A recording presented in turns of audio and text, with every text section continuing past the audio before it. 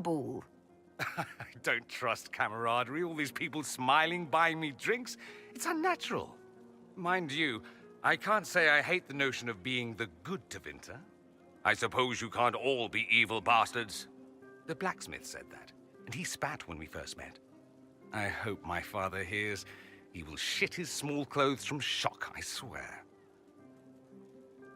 You're an example of how noble Tevinter could be. For Southerners, maybe.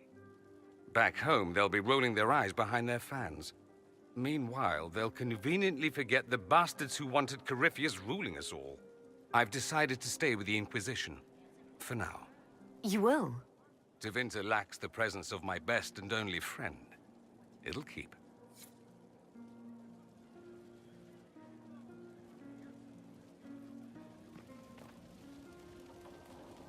They're all happy. There's still fear. But you helped them all. You healed what was hurt. They don't want to forget what happened, even if it gives them nightmares. It would hurt less, but it matters to them. The fear reminds people of what they fought for. It gives the victory significance. It's part of being people. I know. I don't understand, but they need it. I think I could return to the Fade if I tried. I'm light enough to slip through. But I'd like to stay and help for a while, if that's all right. I can still help people here. For tonight, we remind the world and each other that we're alive. Yes. Because of you. Thank you for letting me stay.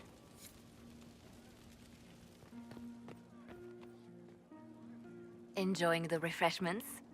Josephine sent all the way to the capital for the petit four. I must remember to thank her for the trouble. She's been craving the cakes from Madame Lucien's shop for months. This celebration gave her the perfect excuse. To you, Inquisitor, for all you've done.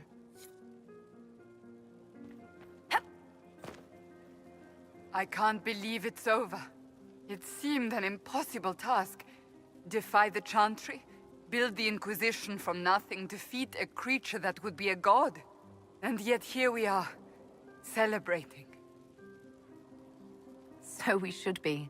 Defeating Corypheus was no simple task. He was so confident of his power, he could not conceive of losing.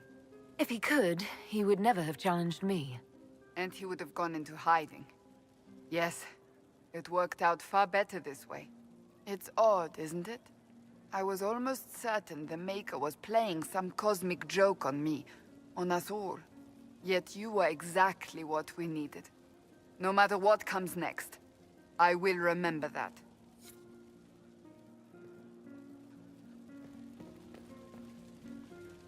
So much to do, my dear. I'll be returning to Valroyau to organize the Loyalist mages. The Empress requires my expertise during what is sure to be a difficult transition. But that will wait. Are you enjoying the celebration? Josephine was in a frenzy arranging it. As a matter of fact, I am. This is all for you, darling. Enjoy yourself. You've earned it. Go mingle. The night is still young.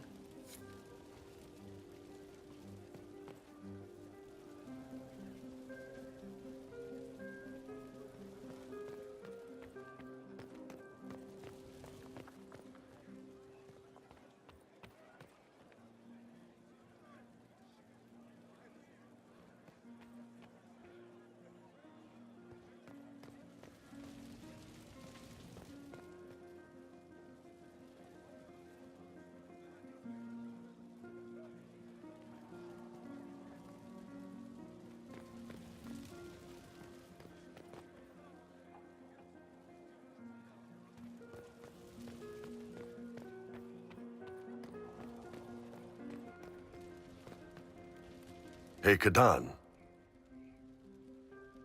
I know we talked, but you got a minute before you do your big thing. You almost always last longer than a minute, Bull.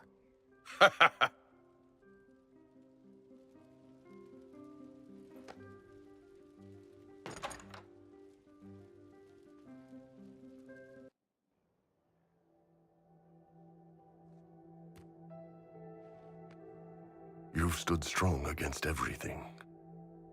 Never flinched. You are the toughest, wisest, most beautiful person I've ever met, Kadan. And I can't tell you how proud I'm gonna be, watching you out there, addressing the whole Inquisition. With this big, old love bite on your neck. You ass!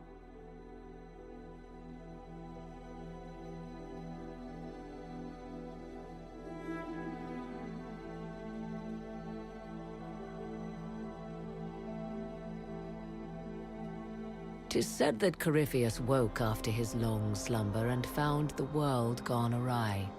He fought to bring back those days of magic and shadow, to raise himself as a god and set things right.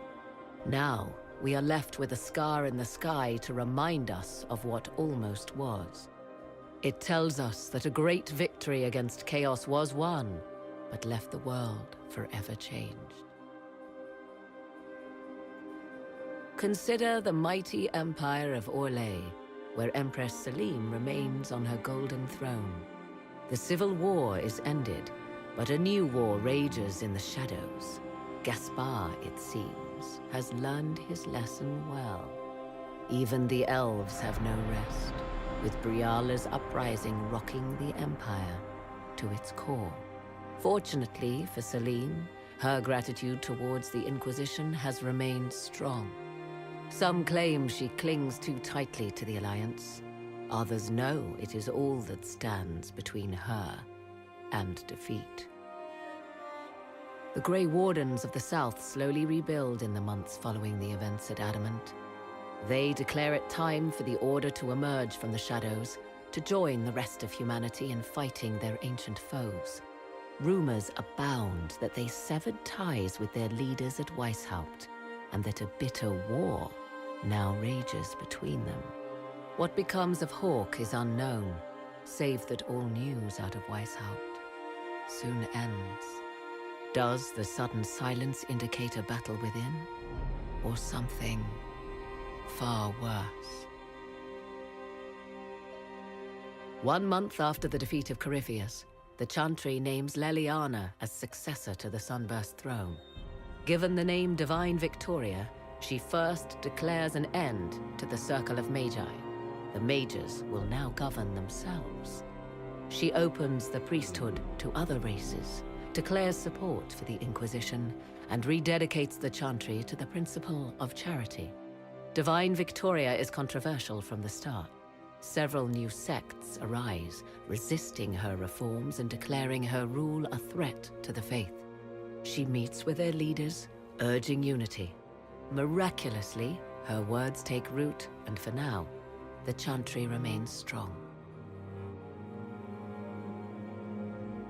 The Inquisition's mages, the former rebels led by Grand Enchanter Fiona, are left with a choice. When Leliana disbands the circles, they leave the Inquisition and reform the College of Enchanters as a new order.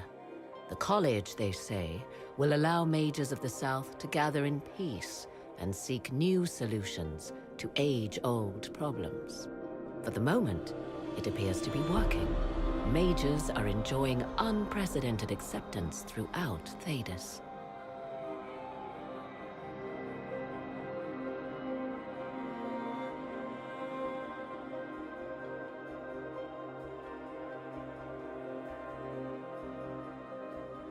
And what of the Inquisition itself? Its military might has grown, now rivaling that of kingdoms. Fear of the Inquisition's army has become the true source of its power. I leave Skyhold now, knowing that power will continue to grow. The Inquisitor is a symbol to many, a leader of the changing world order. To others, she has become a target. They linger in the shadows, waiting for their day to come. When it does, the Inquisition shall stand, ready